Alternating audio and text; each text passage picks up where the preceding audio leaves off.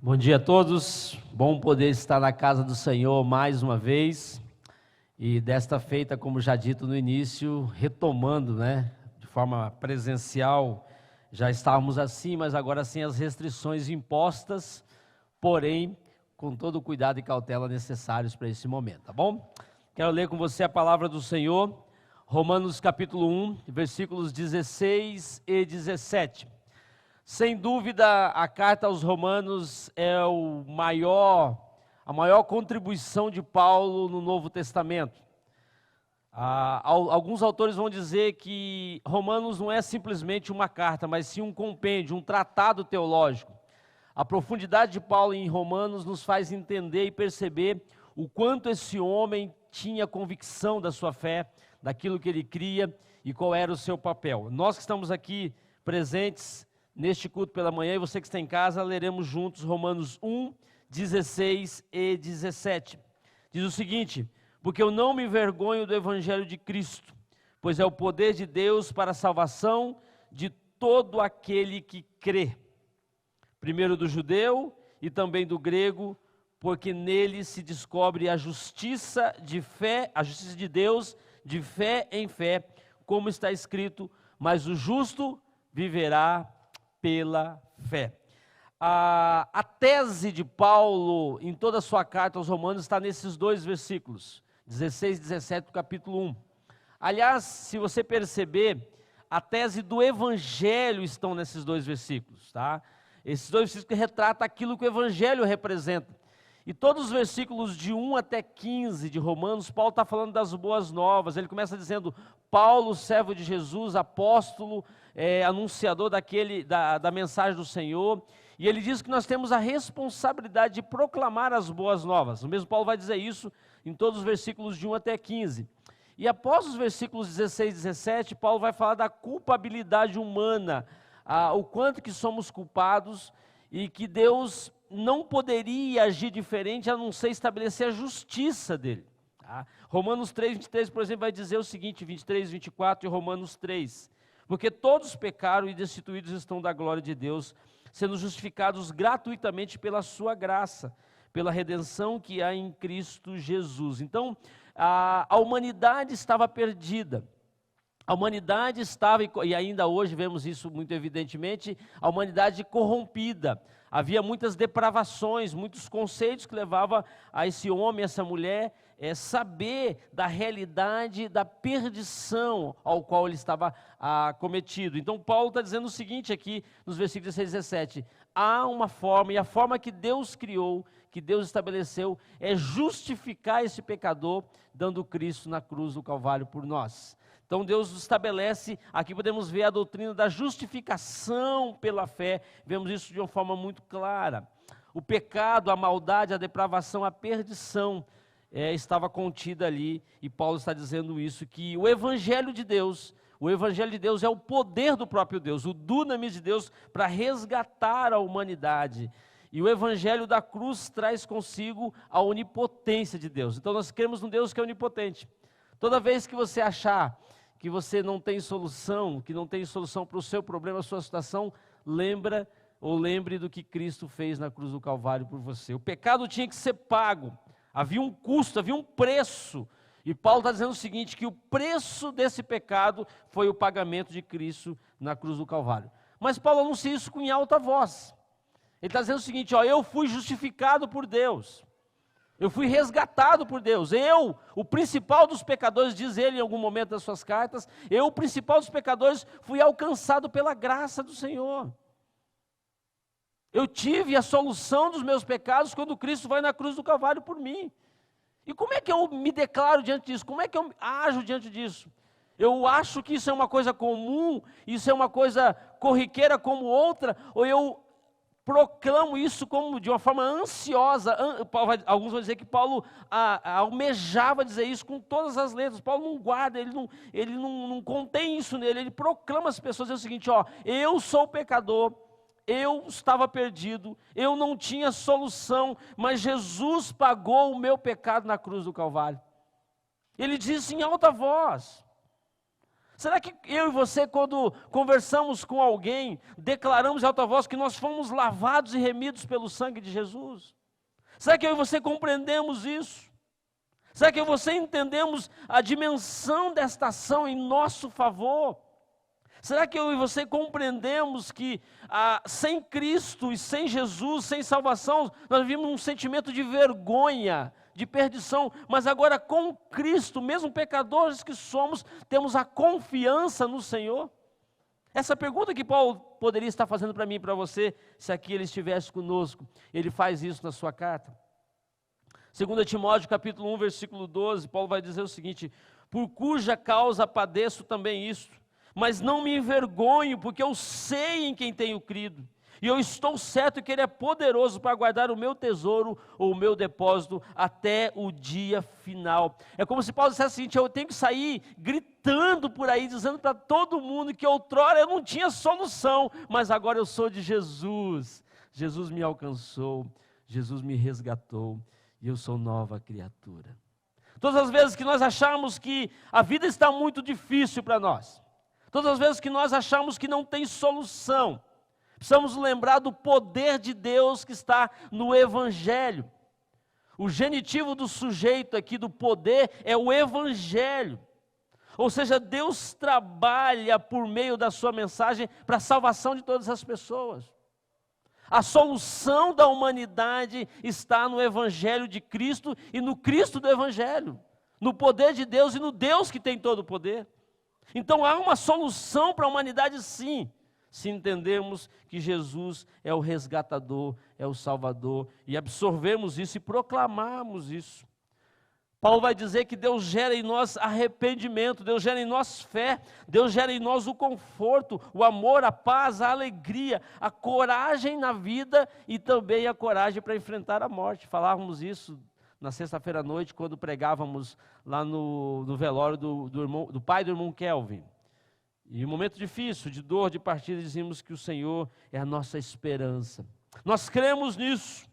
O Evangelho é mais do que um meio total, um meio para salvar. O Evangelho é a manifestação verdadeira da salvação do Senhor. Ele não é um meio simplesmente, ele é a solução. Tudo se resume nisso. O Evangelho emana de Deus. E Paulo está declarando isso com toda a avidez do seu coração. E a questão não é se você só transmite a mensagem do Evangelho, mas se a mensagem do Evangelho está entranhada em você. Ninguém dá o que não tem.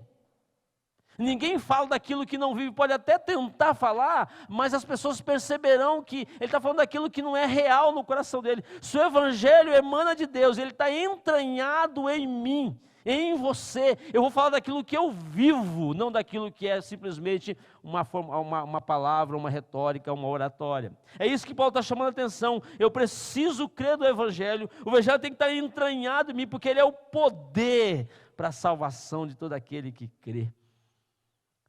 O que Paulo está chamando a atenção nesses versículos é justamente isso. Por isso que o texto de 1 e 16 e 17 Romanos 1 é o resumo de toda a mensagem do Evangelho e da mensagem de Paulo.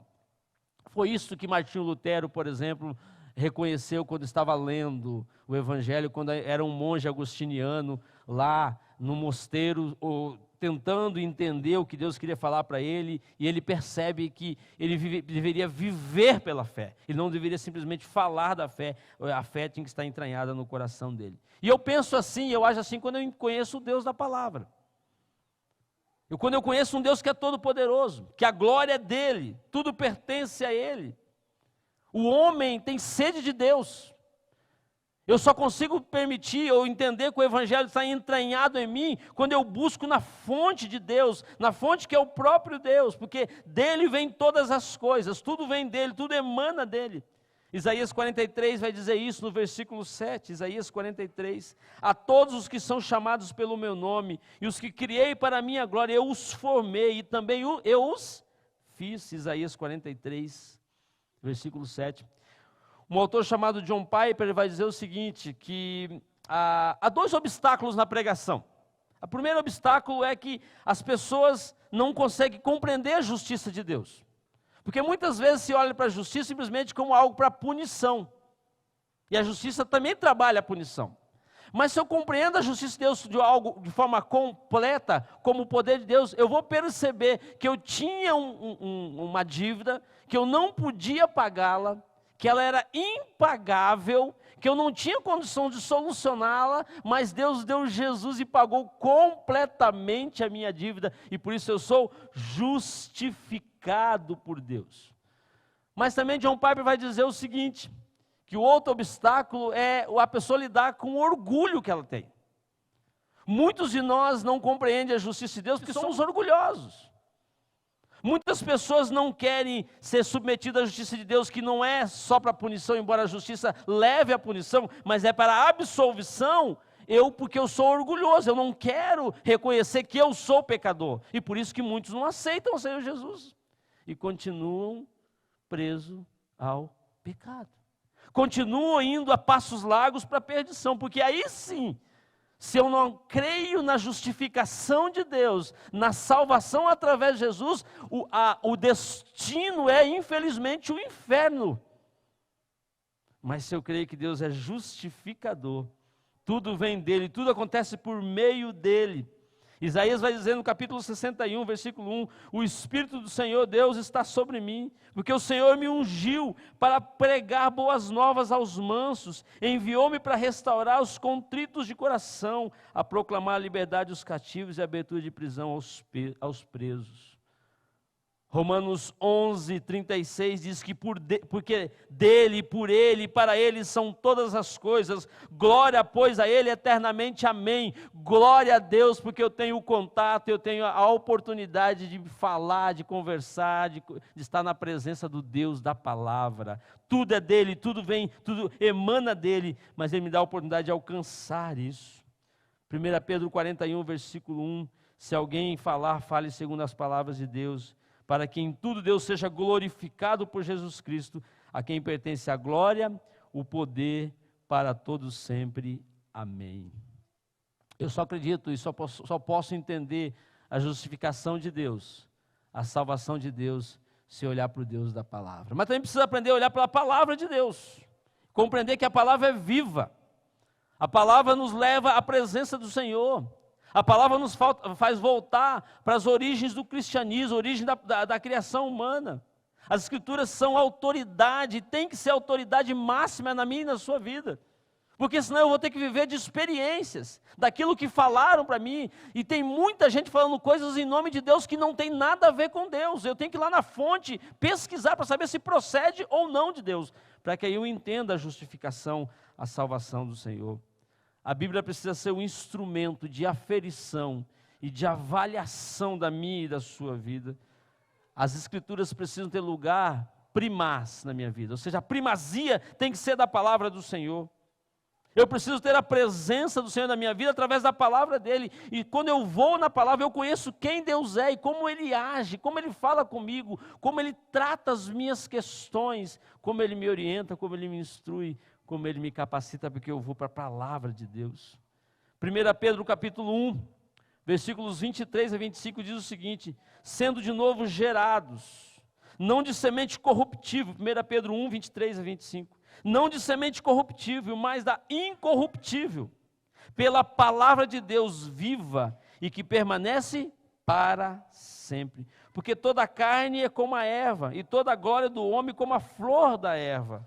Secou-se a erva e caiu a sua flor, mas a palavra do Senhor permanece para sempre. Há uma promessa aqui. Esta é a palavra que entre vós foi evangelizada. Eu busco Deus da palavra, eu vou para a fonte da palavra de Deus, e eu, ao estar na presença do Senhor e conhecer a palavra dEle, eu vou ter a minha vida abençoada, e Deus se revela a mim a cada dia.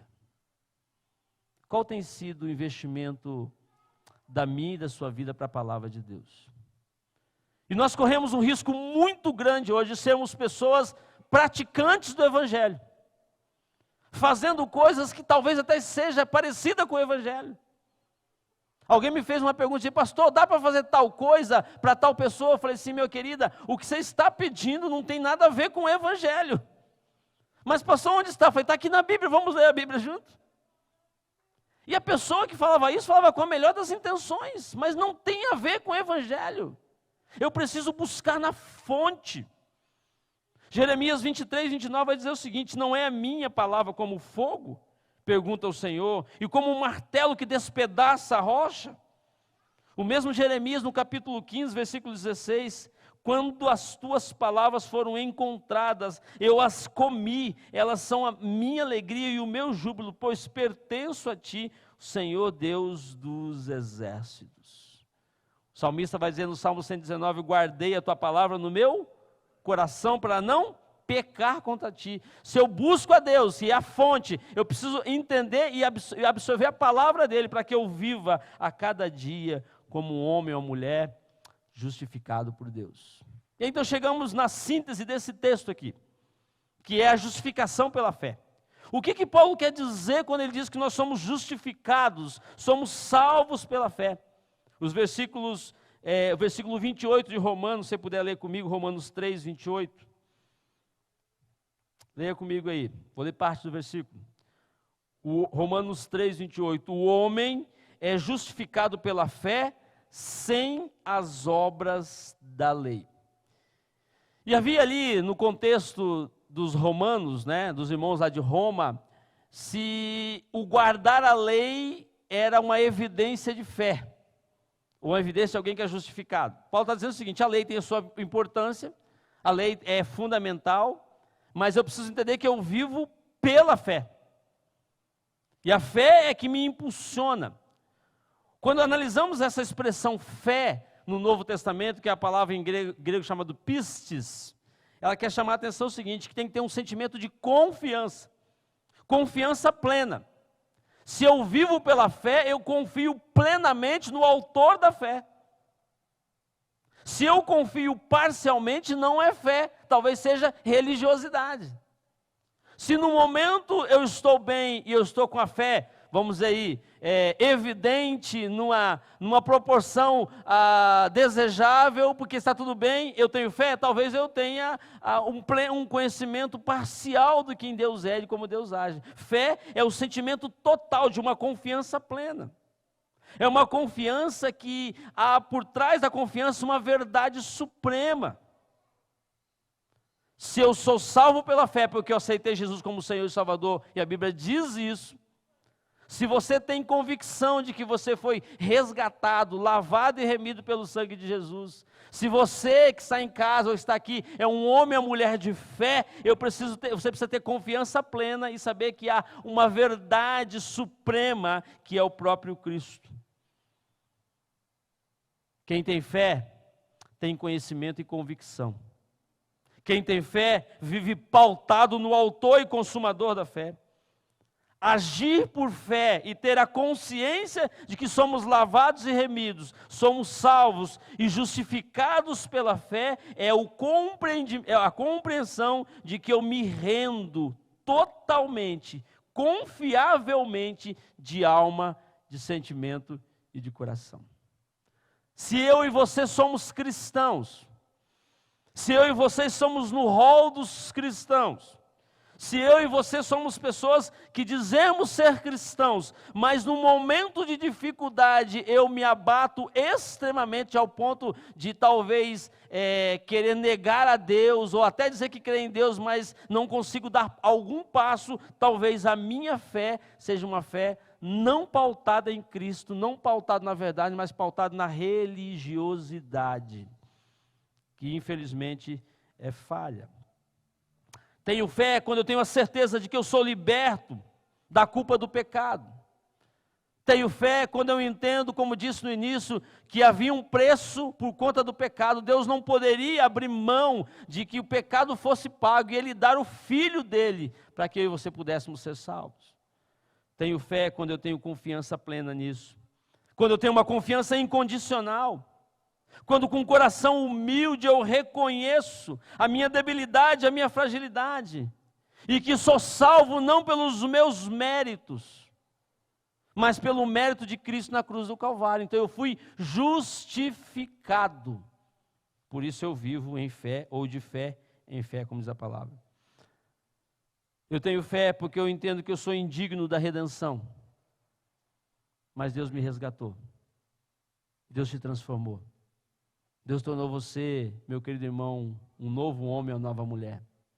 Uma criatura salva, lavada e remida pelo sangue de Jesus. E não só mais na condição de criatura, mas agora de filho de Deus.